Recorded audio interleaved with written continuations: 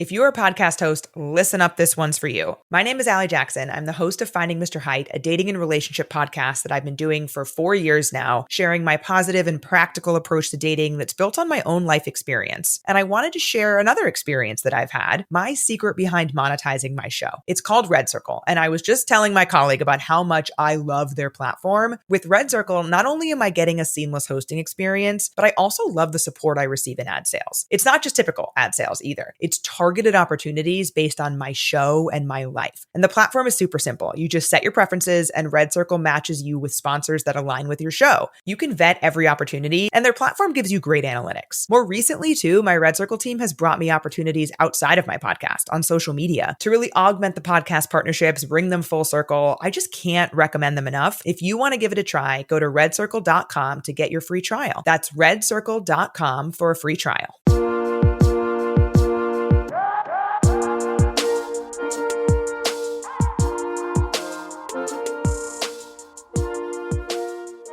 Hi, everybody. Welcome to Altar Call MAFS. I'm your host, Tane, here to talk to you today about Couples Therapy Season 4, Episode 16. We are winding down. We have 2 more episodes left.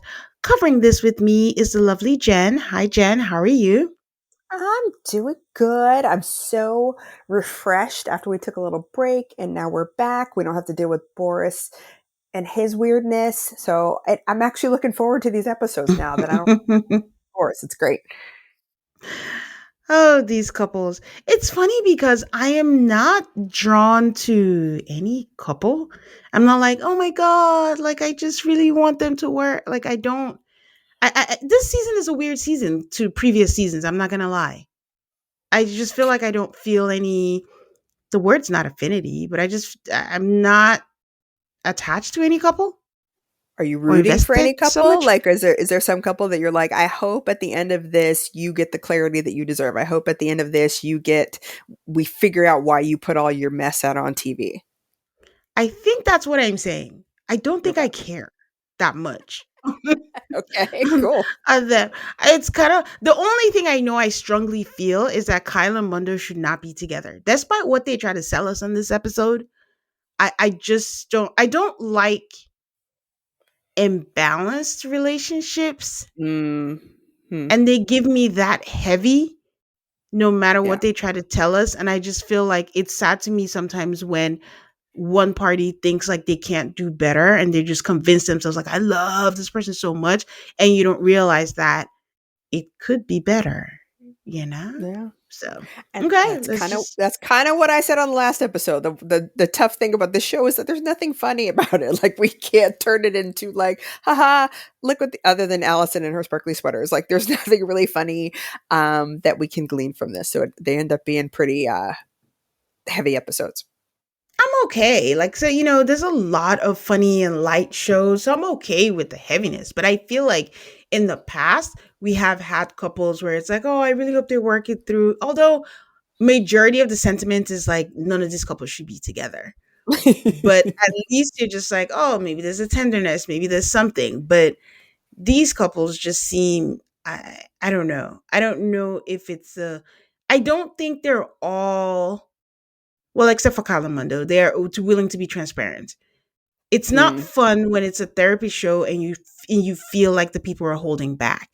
I think that's where I'm going with that. Okay. So, okay. Diving straight into Rod and Allison. She is wearing her sequin Disney sweater. And I'm like, is she wearing that back to back? But that just lays credence to what you said in the last episode, that I don't think we're seeing that in order. They just used that for them in the waiting room. She was sitting in the waiting room with Rod waiting for it. But by the time they got into the actual room, that is not the sweater she was wearing. So, Got you. We editors. Watch reality shows, so we catch things. So Rod says like he's not prone to speaking much, but when he does, it can be raw, it can be difficult. I'm like, what do you mean, sir? Because Orner has to be like, specifically what? And he said they were talking and it triggered an upset from her. I'm like, we are never going to be rid of this, are we? Because Allison is a walking trigger. Hi, Allison. Why did you say that? Do you need something from me? Why do you say hi? Why didn't you say hello? You just said hi? That makes me so angry. Why are you talking to me? So I mean, it's funny because it's true.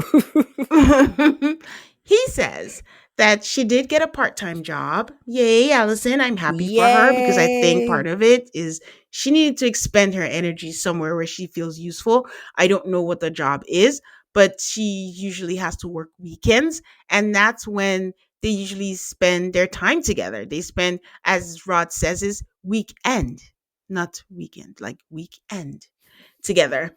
And so on Sunday, he was off. I guess she had to work. So he just got in his head. He starts thinking about life. And he's like, where I am in life, I could be further. And he was just in a spiral. Rod, relatable content. I feel you. I hear you. I see you. And she said, Allison said she knew. And she asked him and was like, how are you doing? He was like, oh, I'm fine. And she just left it. She's like, I'm not going to press it like I usually do that. I don't want to be overbearing anymore. You say you're fine. I'm going to take your word at it and you're fine. I'm thinking, what is the purpose of this story? Because once again, we are jumping into a story where I feel like we were not prepared for in the background. And Rod is quiet, but I think we've talked about it in some kind of way. He feeds into this. And I bet he was mad that she didn't press to figure out what Yes. was wrong with him. Because the Yep. thing that he criticizes her for is actually the thing that whether he's used to or he likes it, he likes that dynamic. Low key, I do think that Rod envies Allison's loudness because she gets to say what she wants to say. She gets to be bold. She gets to be audacious and do whatever, regardless of how it's being received. She's doing her and she's speaking her mind. He doesn't get to do that. And sometimes you can be envious of those qualities that you do not possess personally. Yeah. Yeah. Yeah. Same. And I also, one step further, is I wonder too if he wants her to treat him the way she wants to be treated. Because if he ever asked her, what's the matter? And she says nothing, and he lets it go, she'd be upset. So, like, I think maybe to some degree, maybe he's testing her, like, hey, if I just asked you this one thing and let it go, you wouldn't do it to me. You would want me to press. So I want you to press for me. I don't know. They're such an interesting dynamic in terms of Mm-hmm. what they want. Just ask for what you want. If you want a Mm-hmm. kiss, say I want a kiss. If you want her to ask you more questions, say, hey babe, I want you to ask me more questions. Like, that's what people mean when they say communicate, not just Yeah. saying words. And they've done this for so long that, again, they don't know how Yeah. to get out of it, for Mm-hmm. that. Mm-hmm. So Orna tells Virginia that, Rod and Allison came in with a lot of noise, a lot of sound. But Allison is actually doing serious work and she's actually unrecognizable at this point. But that Rod, on the other hand, she doesn't think she's even made a dent on him. And when he's not clear about what he's feeling, doesn't know how to articulate it, she uses the word recruits Allison. My Mm-hmm. interpretation, which I agree with, is that he's basically hiding behind Allison. If anything happens, oh, she's the loud wife, I can easily say, oh, Allison, she got annoyed, she got this. But the problem is, as Allison is benefiting from this therapy and is getting better, Rod is not going to have anywhere to hide. Yeah. And I wonder if that happens a lot in therapy where, like, maybe one person in the couple is kind of making changes and that other person is stagnant and kind of resents that their dynamic has changed, or they don't know what to Mm-hmm. do with the change dynamic. So maybe that's what we're experiencing now, is that Allison, not only is she benefiting from having this other job and maybe having somewhere else to another outlet for all of her emotions and feelings and whatever she had pent up, and getting, we talked about her doing well when she's patted on the head, and maybe she's getting that from work, that she doesn't need it at home as Mm-hmm. much. Yep, So, because whether he wants to admit it or not, yes, Allison is loud and makes all the noise, but Rod is a creature of habit and he's just mhm, a comfort zone type of guy. I'm still mhm. mad that we never followed up from the homework that Orna gave them many, many episodes ago, but okay. So Orna asks him, what do you want from Allison? And he says kindness and respect. He says he wants a 50-50 with her for her to be patient and let him get there without interrupting. He says he's saying like what he wants. Then he says this process has given Allison awareness and trigger. Allison interrupts and was like, how do you know that? How do you know it's giving me awareness? Like, what is it? And then he's like, I don't. And I'm like, Rod, stand on business. You do know. Last episode, she said, I hear you, Orner, in my head. So when I say something, I don't do anything. When you asked, she asked you, how are you doing? And you said, I'm fine. She left it. She wasn't being overbearing. That's how I know that it's giving you awareness. Just because she blows up doesn't mean you should back up and say, no, I don't. But she gets all mad that, I don't know, he noticed something, which to me was like a compliment. And I would argue that, like I said, she lets him talk and he notices her pausing and she's just triggered. And I just wish she would have stood on business. And that's where I was like, because at first I don't think I agreed with Orna that she hadn't made a dent with Rod, but I'm like, oh, she might be right. Because he immediately retreated and was like, yeah, I don't know that. And let her run away with the narrative that Allison is like, oh, we get into these assumptions and we try to say like we assume these things, but we don't even know it's for fact. And I'm like, no, that's all wrong. So, well, that goes back to last week when she said to him, I don't want to fix you. And he's like, I'm not broken. Yeah. So, like, what is it that she feels like she needs to manage? Because there's something about silence and, where he needs that time, he'll say something and he needs time to figure out what's next. And like her anxiety makes her feel like she needs to fill that space. It's a weird dynamic they've got. But Orna just kind of, rounds it up for them and he says like, I need to own my own space. For some reason, again, it's the littlest things. Allison really loves the fact that he says he needs to own his own space. I'm here saying like, why is that so great? But she's like, I actually like him right now. I like him right now more than I've liked him for the last few weeks. Like, and even Rod is like, what? And say it again. Like, I need to own my own space. Okay. Right. And I'm like, this is interesting. But yeah. So it was for Rod and Allison, this was a good episode for them, I would say. Yeah, I think it's still one of those things where they're at first in the last episode we covered, I said, Allison kind of looks to Orna when she does something good, like she wants cookie and praise. And maybe Rod has a little bit of that too. Like when he does something good, he wants either Orna or Allison to be like, that's good insights, sir. And when she said, I kind of like you right now, he's like, oh, what did I do? Let me do that again. So you go, boy. Pay attention to that. So yeah, that was it for them. Take a quick break and talk about Kyle and Mondo. If weight management is one of your New Year goals, Quicksilver Scientific's GLP-1 amplifier can help. This science-backed formula supports metabolic balance, curbs cravings, and promotes healthy blood sugar levels, making it easier to stay consistent and in control. It helps give your body the boost it needs to keep you on track. Feel confident and energized this year with Quicksilver Scientific's GLP-1 amplifier. Get 10% off and free shipping at tryqs.com/podcast. Again, that's tryqs.com/podcast for 10% off and free shipping. These statements have not been evaluated by the Food and Drug Administration. This product is not intended to diagnose, treat, cure, or prevent any disease. Okay.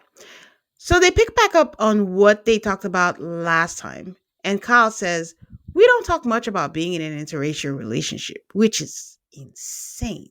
I can't remember how long they've been together. Do you remember? I don't, but especially again, and maybe we're getting stuff out of last week. Like that was the whole last episode was about how Mondo feels dismissed racially. And what? Did you not talk about that when y'all went home? No, I think he means they're picking up from last week. So I feel like they just mean in the entirety of their relationship. That's why Mondo also felt like, oh, I can't bring it up. And then Kyle has just never noticed. And then the whole time, they've just never talked about the fact that they're in an interracial relationship, but probably because sometimes, in a lot of cases, a lot of white people don't like talking about race. And then Mondo is all about keeping Kyle comfortable. So, God, I'm not going to say anything. So I do think he also plays a part in it, especially being the one that is being dismissed. At first, I'm not saying he should not even be dismissed at all, but if you're uncomfortable and your partner is doing that to you and you're choosing to stay with them, bring it up. Yeah. I don't understand. Like, it's not an excuse, but Kyle even had no idea this was an issue. So And he again, can't bring it up. That's Orna saying, Leia, yeah, you're white. It doesn't affect you. Why would you think about that? But Yeah. it is kind of interesting again for Kyle to be quote unquote an other and not consider the times where Mondo might be an other. That part blows me away more than just the white thing. It's if you're just a random white dude, okay, whatever, but you're a deaf dude. Like, how does that not come into your life? Oh, that doesn't shock me at all. Oh, that It shocks the doesn't heck out shock of me me. because, yeah, sometimes it's just I don't know or understand the blinders that come with that. Like Orna was not wrong at all. Like she said it perfectly. It's just that's what comes with being white. You just the blinders are just off everywhere, and I'm like, why, Mhm. why? Kyle, you should know. But Mondo says he didn't know if he had a place at the table to even say that he felt weird, and Anna is the one who helps him and says the word othered. Um, Orna and Virginia are talking, and I think now that we don't have Boris and Jessica, we're going to see a lot of Orna and Virginia and Orna and her peers when she talks about the couples that she's working with. Orna and Virginia say that Mondo and Kyle, that opening their relationship opened up more things that they hadn't uncovered. And Orna wonders if that's why people open relationships to unlock some sort of lockdown that they have in their relationship. And I'm like, that's not why. People are not that smart. You're giving them too much credit. It's it's a natural process that yes, it does unlock things when you open up your relationships because you're encountering new territory Mhm. or something that you haven't encountered before, but it's not because let's go open it because we might unlock this thing in our relationship that would give us more. No, it's not that. No. People just either are lustful, want to have more sex, are bored, and just want Mhm. to try new things. It is not some self introspection reason or thing. Generally, So no. And I have friends who are in the ethical non-monogamy lifestyle, and I think for one couple in particular, the man was really driving it, and I think the shock that he's experienced when he realized, like, oh no, in this lifestyle, she's the hot commodity. So, like, whatever happens to you is a byproduct of her being the hot one. And yeah. maybe that's always that seems to be an unexpected byproduct of the partner who brings it up, thinking, oh, this is going to open all this stuff up for me, and then they go, oh wait, that opens all this stuff up for my partner. And it's just so wild that a lot of people don't consider that. Yeah, if anything else, if I had to choose what the reason is, it's because people think that a lot of people believe that monogamy is not natural. They just Mhm. believe like it's impossible for you to be with one person for the rest of your life. And then, but they do love the person that they're with. And Mhm. instead of just cheating on them, like just opening it up so that way you're getting whatever these needs being met and still having that relationship with that person. But like you said, there are these unforeseen circumstances that they do Mhm. not plan for that come Mhm. up, and then you have to deal with it. So Orna asked them where they are, Mondo and Kyle, in their open relationship, and Mondo was like, you know what, I went into fuck it mode, and it's like, you know what, let them have sex, you have sex with whoever, I do, and then we'll figure it out. But he felt otherwise earlier because he didn't think that they had earned it as a couple. I wonder what he meant by that. But since therapy, they have been analyzing it, and he now knows what it feels like. Orna asks him, what does it feel like? Can you explain that? And he says it feels like freedom. It feels like a lot of trust. I trust that um, Kyle is not going to do anything dumb. And I think my question for you is, do we believe that? I think I believe that only because of where he went from there. I think maybe the restriction was maybe kind of part of the excitement for Kyle, was that knowing that what I'm doing it feels like I'm getting away with something. And when you've told me I can get away with it, that it's not as exciting anymore. Do you know what I mean? Like when Yeah. kids want to smoke and parents are like, here's a pack. And then they smoke a pack and they're like, ugh, is that what that is? Never mind. I don't want it anymore. So maybe Mondo giving Kyle what he wanted and Kyle going, oh, is this what this is when I can have it? It feels different. That was what it felt like to me. I can understand that. I think I wasn't thinking about doing something dumb only in terms of sex, because I think from what they've said in the past, it was a little dabble in drugs. It was getting drunk when you go out and not being, you know, Mondo being worried. Like, is he going to be safe when he's drunk and things like that? So, I wasn't sure. I don't know, but I fully embraced Mondo being like, fuck it. You have sex, I'm gonna have sex too. Like, Mm-hmm. you do you. So Kyle says that his thing is like, as long as you come home at night, that's all I'm concerned about. But last week he was worried. And Owner was like, worried about what? He was like, oh, he just went out and it was over an hour and I didn't know where he was. And Mondo was like, oh, but I was with friends. And, I sent the timestamp. I sent this. I sent that. I'm like, what is this? Like, was Kyle doing that when he went away? Like, what is your, No, he was trying to absolutely not. reassure him. Yeah. He's like, I'm trying to reassure him. He was like, oh yeah, I was with friends. So I was like, so now you don't feel good when it's two people? What is with this? Only one person can enjoy the open relationship. This is why I'm Mhm. convinced. I said this a couple of episodes ago, that it's a power thing. And I don't like it. I Yeah. don't mind that they want to be in an open relationship, but if two people are not aligned and then now he's on board and now you don't like it, and in an hour, like, even the whole thing of where are you? What are you doing? Showing the timestamps. I didn't like that. But that went so casually that I'm like, okay, maybe I'm the problem, but that's not fun. I thought you just said you're going to trust each other and no one's going to do anything dumb. But if I'm in a relationship where I have to send a picture and a timestamp to prove to you where I am, that's not good. Right. And it's crazy because I think even the last episode, Kyle was talking about him and Mondo were like at the same bar and Mondo walked away to do something else and Kyle made out with somebody while Mondo was right there. Yeah. Like, what? And I think in this situation, it's one of those, you ever see those TikTok stories about the men who are like, no, I'm not going to let you go on a girls' weekend. I would never let my wife go on a girls' weekend. And it's less about what she's doing and what you would do if you were in her situation. And that's what this felt like to me, is that Kyle's more worried about what he would do or what he has done when Mondo was at home and now he's at home and he's like, wait, what are you doing? Because you were doing some crap and now you're worried Yeah. about it happening to you. I don't feel bad Yeah. for you. I don't know. The whole dynamic I don't like. But the whole thing is because Mondo, to me, has a skewed definition of what love and care is. Mondo Mhm. is so pleased by this. Mondo's one of those people that is so cute that you're jealous. No, Yeah. it's not. I just want to be like, stop it. He is grinning like no business and is just so happy. And then Kyle is like, I mean, again, not diminishing his feelings, this is what he said. He's like, in my mind, everyone always leaves.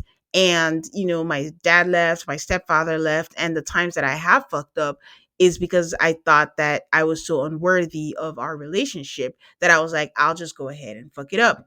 Mondo is like, oh, he has come a long way. And Kyle's like, I will say this, I'm a late bloomer, but I'll catch up. And I'm like, we're giving Kyle too much credit. What? I don't know if I'm being too harsh, but that was all I was thinking, was like, Mondo's like, you've come a long way. You're doing so well. Why? I don't And know. this whole time, I was not at all focused on Kyle. Like, the two things that Mondo said that made me so happy was, number one, he said, I'm listening to myself. And he said, the burden of being a parent is lifted. Either he said that or I wrote that down. But that to me was my happiness for Mondo in this moment, because I'm with you. I don't think they necessarily need to be together, but I'm happy that in this process that Mondo got that clarity, because I think that's the thing that's been wearing him down all this time of, I have to be the parent, I have to care about this other person, love is conditional, da da da. But now he's like, I'm listening to myself. And listening to himself doesn't mean he went out and became a total, I don't want to say whore, but he didn't go wild. He just was like, yeah, I'm doing what feels good for myself, regardless of what that means to you. Yeah, but yeah, what he said was Mondo's like, we're in a relationship and I just feel like there's not the burden of being a parent. Yeah. But I just feel like I hope it sticks through, and I hope that Kyle somehow, subconsciously or not, doesn't guilt him or make him feel guilty Yeah. for doing that, because he did. I think Kyle was the one who mentioned like, oh, there's a possibility that he might find something attractive or whatever, but because in some way, and okay, tell me if I'm going too deep in this, is this a way of maybe Kyle again actually othering or being dismissive of Mondo and thinking like, he's not gonna fight. When they approach me, it's me they approach. They're not gonna approach Mondo, and he's not gonna find, XYZ. But now that the possibility, I think he did say that in his own words, that he might find someone more attractive than me and then he might leave me. Is that some form? Is that under the umbrella of thinking like Mondo was never gonna find anyone, so I felt secure in that? Yeah, but I don't think that's unique to Kyle. I think that's the issue of anybody that's in a relationship that takes their partner for granted. And again, I'm sorry, I watch a whole lot of TikTok, but I've been seeing a prank one lately where a guy, you'll see a couple in a grocery store and the woman's trying to reach something on a top shelf, and this guy comes in and gets the thing off the shelf for her. And then he's like, oh, here you go. You look so pretty today. And the husband's like, what are you doing? What are you doing? And he's like, well, you weren't helping her, so I'm just helping her. And it's like, yes, that. Until you see somebody treat your partner well, you think that's never going to happen. And that's where your jealousy and your concern comes from, is when you recognize that, yes, you're a partner, regardless of how you feel about them, regardless of whether you are kind of nose blind to them every day because you see them every day. That doesn't mean other people aren't going to see them that way. And until you see that, you forget. Yeah. Well, Mondo's happy as a clam, and he I says, love "Welcome this to." for him. I love this for him. He says, "Welcome to Team Kylondo." So I don't love that though. That was stupid. whatever I don't love that. floats your boat. All right. Nick and Katherine. Katherine says she's had it. All the attention has been focusing on Nick's pain, and she hopes that he's okay. But can he just stop doing all the things that gives him all the attention? Because it's like, what about my pain? Orna tells Virginia that it's impossible not to be drawn into Nick's world. And Virginia tells her, yeah, but you have to determine what her pain is. So they're in her office, and Katherine shares that she struggles with food and she spends her days punishing herself with it. And I think we see like one in the montage, she's like on a Peloton bike, I believe. Mm-hmm. Yep. She was exercising. And she says she struggles with it. And then she punishes herself. And she says she spends a lot of money. And then Nick is like, yep. And then Nick is like, now is my time to shine. I am going to talk about Katherine, and it's not going to be about me. So she says she went out with their daughter and she spent a lot of money, like $1,000. And Nick is like, this happens often. It's not the first time. Everything is like a vortex. He says like he thinks that it's less about his power and control and more like things that she has been struggling with. And in my opinion, Nick is talking for her, but not in the way that Katherine talks for Nick. He's talking about her like, I don't know. I don't know if I'm just, like I said, it just felt like Nick was like, oh, finally, it's not about me. And I'm just going to throw in as much as I can. So maybe you keep it on her for as long as possible. And she talks about how, she doesn't feel enough. And then Orna is still trying to piece what they're saying. Because sometimes they're speaking, but I don't think they realize like they're not really making sense and they're not giving details, and they don't realize that Orna doesn't know you. Orna doesn't know your background. Like you gotta give all of the details. So she says, is it like a class thing? And then she says, tell me more about your fights about money. Nick says like, listen, I play a role too in this. Like I have a lot to unpack there. And then he starts with, I don't know. And I'm like, Nick, stop doing that. If Shut you've up. been listening long enough, it just when people do that, I don't know thing. This was my problem with Patrick from Love is Blind, where it's like, I don't know, I don't I just I get all Allison about it. But and then casually Nick is like, I used to have a gambling addiction. I'm like, damn, Nick, there's more? Of course, there's So more. now I'm like, are we gonna now go back to Nick? Because he's not wanting the attention, but Loki, does he want the attention? Of course, but he has to be honest. But dropping it episode 16 that he had a gambling addiction. That's another layer that we did not know about. And Yeah, he because we says, thought he'd revealed that he had some kind of drug addiction before, right? I do not remember. Well, when he was younger, yes. Okay, yes, that's Yes, true. yes, yeah. So Yeah. and back to your original point, like I got frustrated with him too because he doesn't have a ton to say about himself. Um, and you asked the last episode, like, why did he go on here? And I think this is it. I think he went on there to complain about his wife, and he went on there to be like, look at me, I'm so wonderful. Because I think in one of the earlier episodes he was upset because she spent so much money on their kid's birthday party, and I think that's what he thought this was going to be about, with that he was going to come in and be like, oh, women be shopping, women be spending money. And he has a ton to say about her, but he doesn't do it in the way she does it. When she says it, it's insightful. It's like, hey, I've seen this 360 of you, and this is what I think the issue is, where he's just complaining. And that's not the same thing. And almost accusatory Yes. when he says that. So, yeah, he Yes. reveals he has a gambling addiction, and he says he knows what it's like to want something, and he knows what it's like to go through therapy and then go the opposite way of the spectrum and be very controlled about it. I mean, this gave me insight. I'm like, okay, this explains his attitude towards money. Like, he knows what it's like to lose the money, and once you get a taste of it, you could just lose it just as fast. He says he thinks that it's something deeper that she needs to work through.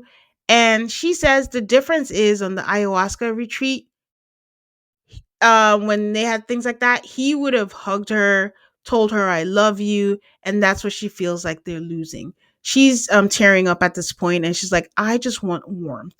Like, you have been cold and almost aloof. And she doesn't think that she gets that from anyone.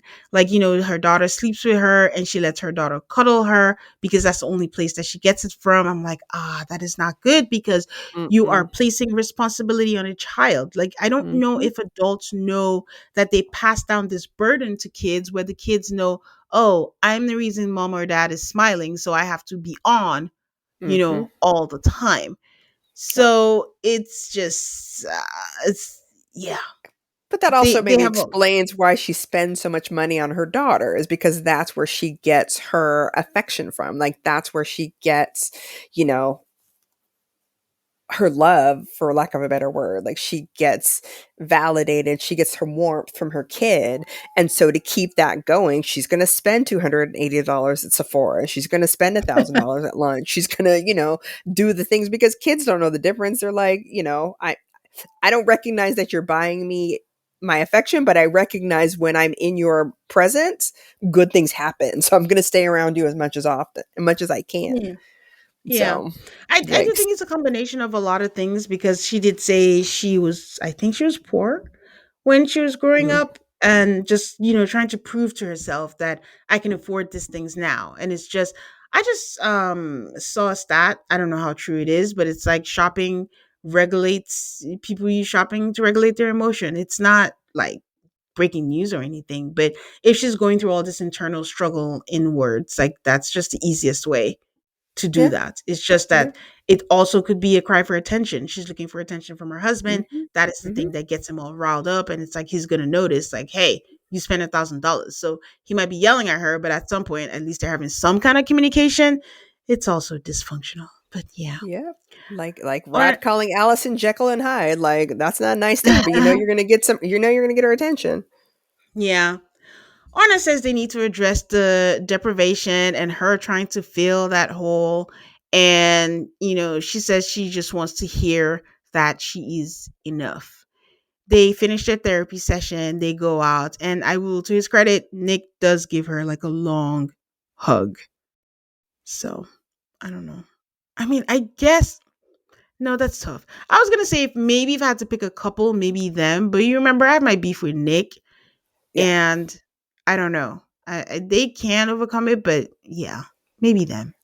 I wrote a note to myself, and I don't know if you caught this, where uh, Katherine said she doesn't feel like she's enough, and then Orner said, "You're enough." And it just felt to me like that scene from Good Will Hunting where Robin Williams tells Matt Damon, like, "It's not your fault. It's not your fault. It's not your fault." And I was like, "Oh, so cute." Yeah, but she could say that, but I don't think she's at the stage where she can receive it or I don't think believe it. Orna is the person that she needs to hear it from. I mean, obviously, big picture, she needs to hear it from herself, but in this context, I think she wants to hear it from her husband. Mm-hmm. Maybe the hug that he gave her made him realize that he needs to. We'll see in the next episode if they made any progress, but these are the times where it's good, where the therapy gives you different perspective and you get to see the things that you've been taking for granted. But the problem is, do they follow up on it, and do they Yeah. act out and use the tools that they've been given, for this? I So feel like Katherine will. I don't know if Nick will, and that is to her disadvantage because she can't repair this by herself. yeah. Also, if Nick, my biggest beef with Nick is just coming on to people who come on reality TV show and says, "Oh, I want to save this. I want to be private." And if you knew that that was an intention, then go to therapy, but without the cameras. Right. That's so easy to do, So, okay, that was it. Any last thoughts? No, I'm still go Mondo. You do you, sir. All right. Can you share with people where they can find you? Yes, you can find me traveling the world where I am now in Southeast Asia. So you can follow our adventures on jns.adventures on Instagram and YouTube. Okay. You can find me on any of the social medias, Instagram, Blue Sky. I sometimes live tweet what I'm watching on Threads. It is Altar Call, MAFS. Please give me a 5-star rating on Spotify and on Apple Podcasts. And don't forget, if you'd like to support the podcast, you can support me at patreon.com/altarcallmafs. And if not, you can also just join for free and then join the community chat there. And sometimes there are free episodes for free patrons over there. Until next time, I'll talk to you then. Bye, guys. Bye.